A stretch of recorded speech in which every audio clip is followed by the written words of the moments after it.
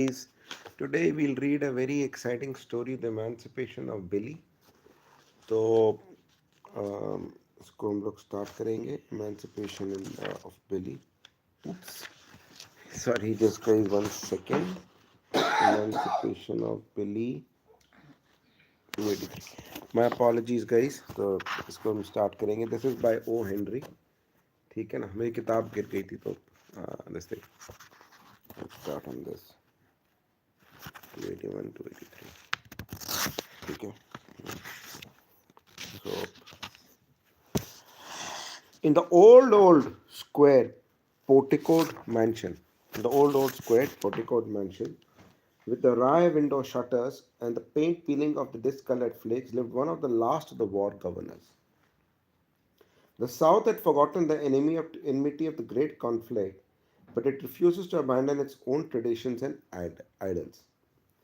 In Governor Pemberton, as he was fondly called, the inhabitants of Elmville, like Jageti Elmville, saw the relic of the state's ancient greatness and glory. मतलब south जब खत्म हो गया था तो एमविले के लोग जो थे उसको कर रहे थे.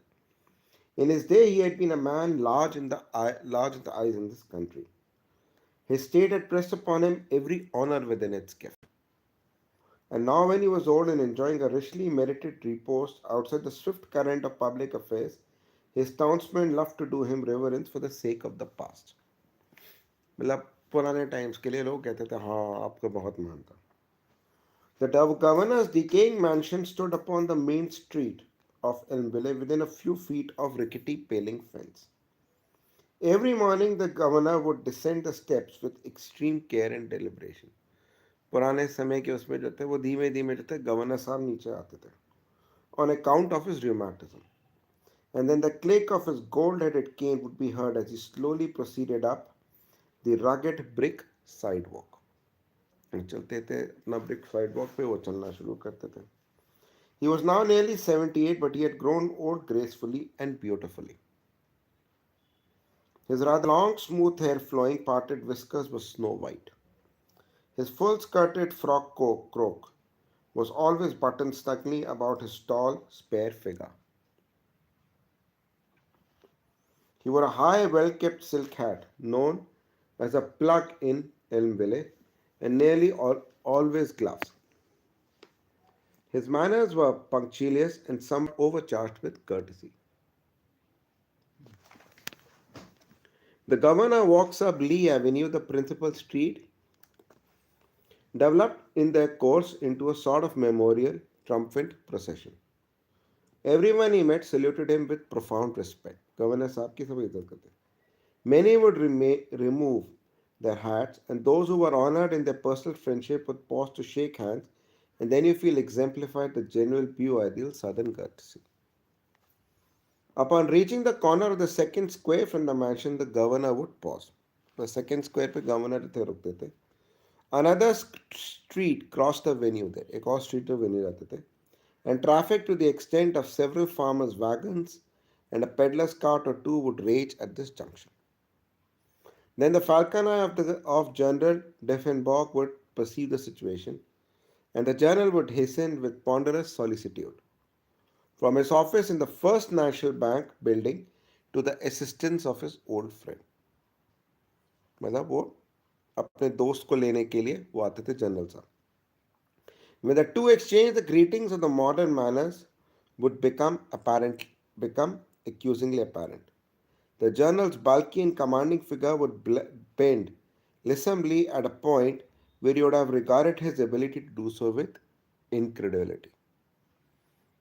मतलब हर रोज का ये केस था कि वो आते थे, वो नीचे आते थे और फिर उससे करके थे. Governor would take the general's arm and be piloted safely between the hay wagons and the sprinkling cart to the other side of the street. अच्छा तो मतलब क्या हुआ कि गवर्नर ले जाते थे, फिर उनको दूसरी साइड ऑफ द स्ट्रीट जो था वो उनको ड्रॉप किया जाता था, है ना, और वो ए वैगन तो दूसरी साइड ड्रॉप किया जाता था अपनी केन वेन के साथ. Proceeding to the post office in care of his friend, the esteemed statesman men would there hold an informal levee among citizens who would come for their morning mail. अब उसमें जो थे, जब सब लोग पहुंच जाते थे तो सारे के सारे लोग जो भी गैदर्ड होते थे उनके बीच में बातचीत होती थी, क्योंकि अभी गवर्नर साहब आए हुए हैं. Here gathering two or three prominent in law, politics, or family, the pageant would make a stately progress along the avenue. Stopping at the Palace Hotel, where perhaps would be found upon the register the name of some guest deemed worthy of an introduction to the state's venerable and illustrious son. और फिर वो gathering आगे बढ़ करके palace hotel के सामने रुकती थी, जहाँ पे कि कोई हो सकता है कि आके टिकाओ. If any such were found, an hour or two would be spent recalling the faded glories of the governor's long vanished administration. अब अगर कोई ऐसा आदमी आया जिसका कि नाम पुराने टाइम का था, तो 1-2 घंटे उनकी ऐसे उसमें बातचीत चलती थी. मतलब रियासी वैसी जिंदगी थी, धीमे धीमे चलने वाली, पुराने टाइम वाली. साधनस का बोला था. On the return march, the general would inevitably suggest that His Excellency, being no doubt fatigued, would be wise to recuperate for a few minutes at the drug emporium of Mr. Appleby R. Fentress, an elegant gentleman, sir, of Chatham County, Fentress. So many of our best blooded families would have to go into trade, sir, since the war. लड़ाई ख़त्म होने के बाद हमारे पास लोगों के पास काम नहीं था, तो हम लोग बहुत सारे लोगों ने दुकानें खोल ली. अब जब वो वापस आते थे गवर्नर साहब, तो उनके जो दोस्त थे वो कहते थे कि अब आप रुकिए और इस एम्पोरियम में थोड़ी देर आराम करिए. R. Appleby and Fentress was a connoisseur in fatigue. Indeed, if he had not been, his memory alone should have enabled him to prescribe. For the majestic invasion of his pharmacy was a casual happening that had surprised him almost daily for years. और जब governor साहब अंदर घुसते थे तो हर रोज का उसका ये था कि वो शानदार तरीके से स्वागत करता था. अरे आप आ गए. अच्छा. Mr. Fentress knew the formula of and possessed the skill to compound a certain potion antagonistic to fatigue. और ऐसा पोषण देते थे जिससे कि थकावट दूर हो जाए. The salient ingredient of which he described, no doubt in pharmaceutical terms, as genuine old handmade clover leaf, 1859 private stock. अच्छी है ना, बहुत अच्छा डिस्क्रिप्शन है इसका.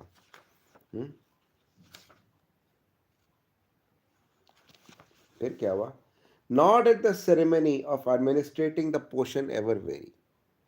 और वो पोषण को एडमिनिस्टर करने का कोई सेरेमनी भी अलग से वेरी नहीं हो सकता था, है ना. Mr. Fentress would first compound two of the celebrated mixtures, one for the governor and other for the general to sample. वो दोनों एक ही तरीके से होता था, एक गवर्नर के लिए और एक जनरल के लिए sample. Then the governor would make his little speech in the high piping quavering voice. और गवर्नर फिर एक स्पीच देते थे अपनी वॉइस में. No sir, not a drop until you prepared one for yourself and join us, Mr. Fentress. एक drop आप जब तक अपने लिए नहीं पिएंगे तब तक मैं नहीं पीऊंगा. And join us, Mr. Fentress. Your father, sir, was one of my most valued supporters and friends during my administration, and any mark of my esteem I can confirm upon a son is not only a pleasure but a duty. और मुझे बड़ी खुशी होगी कि आपके पिताजी ने मेरी खूब सेवा की, और कोई भी और उनके बेटे की कोई इज्जत देना मुझे बहुत अच्छा लगेगा. Blushing with delight at the royal condescension, the druggist would obey, and all would drink to the general's toast. The prosperity of a grand old state gentleman, the memory of her glorious past, the health of her favorite son. Someone of the old guard was always at hand to escort the governor home. Sometimes the general's business duties denied him the privilege, but then Judge Broomfield or Colonel Titus or one of County slaughters would be on hand to perform the rite. कोई ना कोई esteemed आदमी उनको हमेशा घर छोड़ के आता था, या तो जनरल साहब या फिर कोई ST पुराने sheriff का this thing जला था. Such were the observances attendant upon the governor's morning stroll to the post office. How much more magnificent, impressive, and spectacular then was the scene at the public functions when the general would lead forth silver-haired relic of former greatness like some rare, fragile waxwork figure and trumpet his pristine eminence to his eminent citizens. General Deffenbaugh was the voice of Elmwell. Some said he was Elmwell. At any rate, he had no competitor as the mouthpiece. He owed enough stock in the Daily Banner to dictate its utterances, enough shares in the First National Bank to be the referee of its loans, and a war record that left him without a rival for the first place at the barbecues, school commencements, and decoration days. अब ये general डेकनबॉर का जो था बहुत वो नाम ही था वो मतलब उनके पास खूब सारे स्टॉक्स थे फर्स्ट नेशनल बैंक में और इसमें तो कंट्रोल कैसे पैसा भी था और कंट्रोल भी था. Besides these acquirements, he was possessed with endowments. His personality was inspiring and triumphant. Undisputed sway had molded him to the likeness of a fatted Roman emperor. मतलब मोटा रोमन एम्परर होता ना वैसे हो गए थे. The tones of his voice were not otherwise than clarion. To say that the general was public spirited would fall short of doing him justice. He had spirit enough for a dozen publics, and as a sure foundation for it all, he had a heart that was big and stanch. Yes, General Deffenbach was limber. One little incident that usually occurred during Governor's morning walk has had its chronicling delayed by more important matters. The procession was accustomed to halt before a small brick office on the avenue, fronted by a short flight of steep wooden steps. तुम सुन रही हो? एक book office था. A modest tin sign over the board bore the words W.B.M. Pemberton, attorney at law. Looking inside, the general would roar, "Hello, Billy, my boy." The less distinguished member of the escort would call, "Morning, Billy." The governor would pipe, "Good morning, William." Then a patient looking little man with hair turning grey along the temples would come down the steps and shake hands with each one of the party. All Elmwell shook hands when it met. The formalities concluded, the little man would go back to his stable, heaped with law books and papers, while the procession would proceed. तो एक procession चल रहा है. Governor साहब सबको hi hello करते आते हैं, ये लॉयर को भी हाय हेलो करते आते हैं. Billy Pemberton, as his sign declared, a lawyer by profession. By occupation and common consent, he was the son of his father. Billy Pemberton जो थे, वो बेटा था पर लॉयर था. This was the shadow in which Billy lived, a pit out of which he had unsuccessfully striven for years to climb, and he had come to believe the grave in which his ambitions were destined to be buried. Filial respect and duty he paid beyond the habit of most sons, but he aspired to be known and appraised by his own deeds and worth. अब बिली जो था ऐसा था कि अपने पिता की छत्र छाया से बाहर आना चाह रहा था. मैं बहुत भला आदमी था, मैं दूसरों की बात मानना ही था, पर अपने पिता की छत्र छाया वगैरह से बाहर था. After many years of tireless labor, he had become known in certain quarters, far from Elmwell, as a master of the principles of law. Twice he had gone to Washington and argued cases before the highest tribunal with which such acute logic and learning that the silken gowns on the bench had rustled from the force of it. अब बिली की जो थी औकात बहुत ज़्यादा थी. मतलब वो ऐसा गया था कि वो वॉशिंगटन जा चुका था और केस भी लड़ चुका था. मैं सुन रही हो? His income from his practice had grown until he was able to support his father in the old family mansion, which neither of them would have thought of abandoning, rickety as it was. अब वो लोग एक और पुराने घर पे रहते थे और उसकी इनकम बढ़ती गई थी और अपने फादर को सपोर्ट करा था. In the comfort and almost luxury of the old extravagant days. और उसने अपने फादर को अपने कंफर्ट और लग्जरी में उनके में रखा था.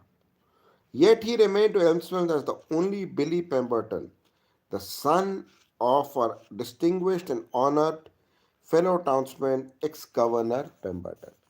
पर बिली पेम्बर्टन चाहे कितना हो, उस वो हमेशा ये था कि एक्स गवर्नर पेम्बर्टन का लड़का है. This thus was he introduced at public gatherings where he sometimes spoke haltingly and prosingly, for his talents were too serious and deep for extempore brilliance. और वो गैदरिंग में रहता था और फिर धीमे धीमे बोलता था. हालांकि बहुत ही नॉलेजेबल था, बट अल्टीमेटली वो अपने फादर का लड़का था. मैं कल पढ़ा सुने. जैसा नहीं तुम पढ़ते रहो. तुम्हारी जितनी कैपेसिटी हो पढ़ो. थक गए हो तुम. Thus he was presented to strangers and to lawyers who made the circuit of the courts, and so the Daily Banner referred to him in print. To be the son of was doom. उसका ये था कि तुम किसी के बेटे हो. Whatever he should accomplish would have to be sacrificed upon the altar of this magnificent but fatal parental precedence. The peculiarity and the saddest thing about Billy's ambition was that the only world he thirsted to conquer was एम्सवेयर. अब बिली का मन था कि मैं बस एम्सवेयर का राजा बनूं, लोग मुझे मेरे नाम से जाने, ना कि मेरे फादर के नाम से. His nature was diffident and unassuming. National or state honors might have oppressed him, but above all things he hungered for the appreciation of the friends among whom he had been born and raised. कोई भी friend उसको appreciate नहीं करता था. You know, he would not have plucked one leaf from the garlands that were so lavishly bestowed upon his father. He merely rebelled against having his own wreaths woven from those dried and same flame leaves. उसको लगता था मैं हमेशा x governor Pemberton का ही लड़का हूँ. But Emsman believed and soothed him to his concealed but lasting chagrin, until at last he grew more reserved and formal and studious than ever. पर जब ऐसा चलता रहा तो became एकदम reserved and studious. There came a morning when Billy found amongst his mail a letter from a very high source tendering him the appointment to an important judicial position in the new island possessions of her country. एक दिन बिली को एक letter आया कि America ने कोई island लिया, वहाँ पे एक हाई पॉइंट जुडिशियल अपॉइंटमेंट है. The honour was a distinguished one. Honour distinguished one था. For the entire nation had discussed the probable recipients of these positions and had agreed that the situation demanded only the men of the highest character, ripe learning, and evenly balanced mind. Billy could not subdue a certain exultation at this token of the success of his long and arduous labors. But at the same time, a whimsical smile lingered around his mouth, for he foresaw in which column Emsman would place the credit. We congratulate Governor Pemberton upon the mark of appreciation conferred upon his son. अरे अम्मा चलो कल पढ़ेंगे तुम्हारे लिए.